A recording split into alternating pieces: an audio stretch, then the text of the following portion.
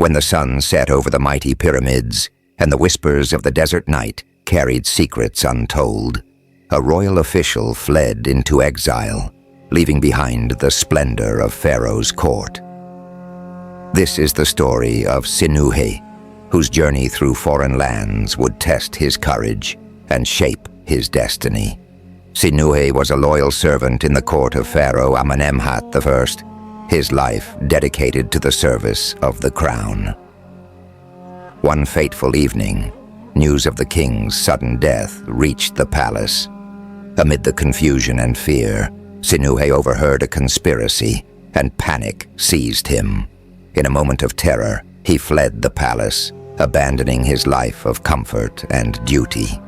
He journeyed eastward into the harsh and unforgiving desert, where the scorching sun and endless dunes seemed to stretch into eternity. Days turned into weeks as Sinuhe wandered, sustained by the meager provisions he had hastily gathered. His once proud stature became gaunt, and his fine clothes were reduced to rags. After many arduous days, Sinuhe reached the land of Retjenu, modern-day Syria, a place foreign and strange to him. Here he was welcomed by the local chieftain, who offered him refuge and a position of honor. Sinuhe's skills and wisdom soon earned him respect and wealth, but his heart remained heavy with longing for his homeland. Years passed, and Sinuhe's life in exile was filled with prosperity and success. He married, had children, and became a revered elder. Yet the call of Egypt, the land of his birth and his loyalty, never ceased to echo in his soul. One day a messenger from Pharaoh Senusret arrived, bearing a royal decree. The new pharaoh had heard of Sinuhe's plight and offered him a pardon, inviting him to return to Egypt. With a mixture of joy and trepidation, Sinuhe accepted.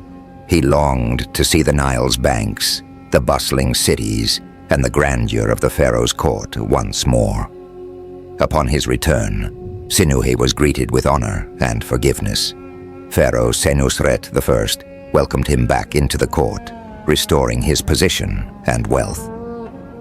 Sinuhe's story of exile and return was celebrated, a testament to loyalty and the enduring bond between a servant and his king.